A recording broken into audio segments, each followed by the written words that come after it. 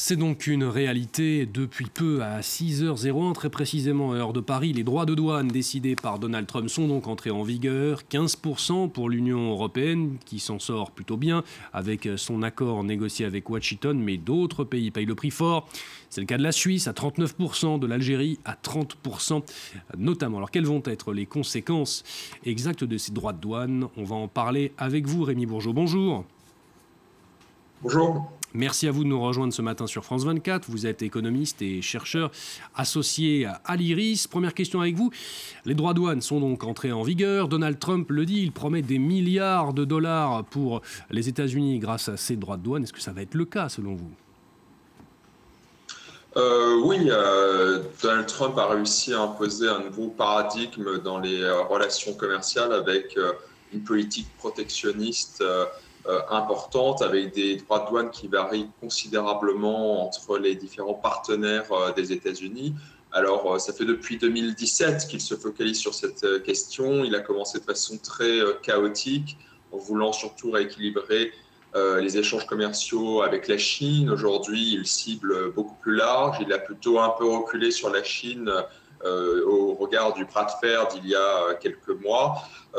Il a imposé un accord très embarrassant, disons, à l'Union européenne avec des droits de douane unilatéraux qui entrent en vigueur, et surtout il impose des concessions beaucoup plus larges aux partenaires les plus proches, les plus inféodés aux États-Unis, pour les rendre extrêmement dépendants dans un ensemble de secteurs, en particulier dans le numérique, le militaire, et aussi en termes de dépendance énergétique aujourd'hui. Donc on a d'un côté ce nouveau paradigme douanier avec des droits de douane qui cherchent à rééquilibrer les relations commerciales des États-Unis avec à peu près tous ses partenaires de façon assez inégale, mais surtout qui vient imposer un système de dépendance, de creusement de ces dépendances, de la domination des États-Unis sur les partenaires les plus alignés en fait sur le pays. Et c'est le cas de l'Union européenne, comme on l'a vu avec cet accord très déséquilibré et ces promesses d'Ursula von der Leyen qui dépassent très largement en fait la question des droits de douane, qui sont en réalité modérés dans le cas européen à 15% dans l'ensemble.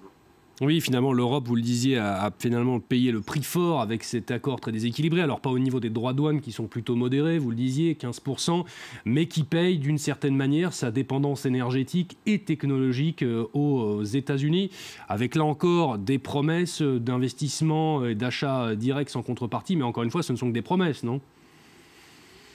Alors, par exemple, investir dans un pays vers lequel on exporte beaucoup, c'est normal, c'est légitime pour aussi rééquilibrer ces échanges commerciaux. Il est légitime d'avoir des usines, par exemple, sur le marché, dans le pays que vous desservez. Le problème, c'est qu'on voit que ça dépasse très largement ces promesses, dépasse très largement le cadre d'accords normaux pour rééquilibrer les échanges et servir un marché au plus près. On le voit dans le numérique. On a des promesses en fait qui ont été faites de ne pas du tout venir ennuyer, tracasser les géants américains du numérique. On a vu dans le secteur de l'armement, au dernier sommet de l'OTAN, ces scènes assez surréalistes de soumission qui relevaient vraiment presque de la cinématographie.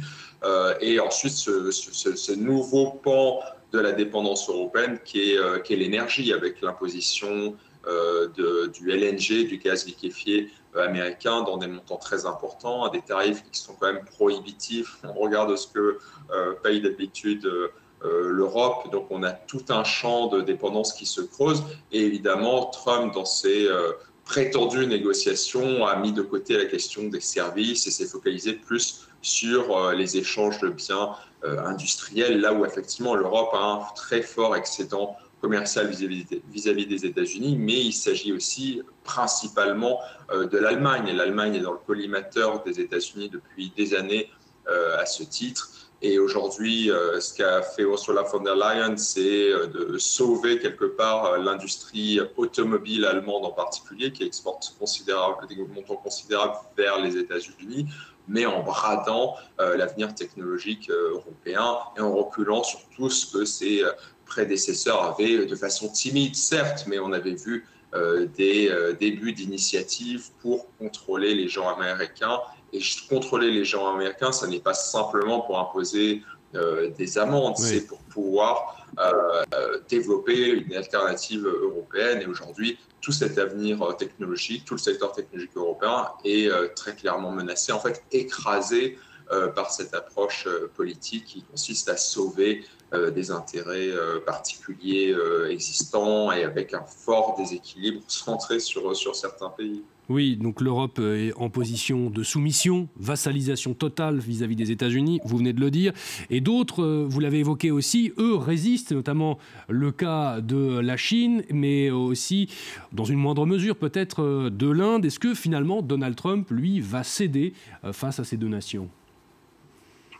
Alors, d'un côté, Trump, dans la continuité de ce qu'il a essayé de faire précédemment, veut vraiment imposer un nouveau paradigme commercial avec cette idée d'un rééquilibrage avec ses différents partenaires. Et de l'autre, on voit qu'il conçoit aussi les tarifs, les mesures douanières, les droits de douane comme un outil de sanction économique pour imposer un certain ordre géopolitique, et on le voit très clairement avec l'Inde ces derniers temps, où là il parle notamment de sanctions secondaires concernant notamment la réexportation d'hydrocarbures russes par l'Inde, et sur un ensemble de pays, on voyait aussi sur des pays beaucoup plus proches des États-Unis, on voit que Trump utilise l'arme douanière vraiment comme un moyen de pression géopolitique.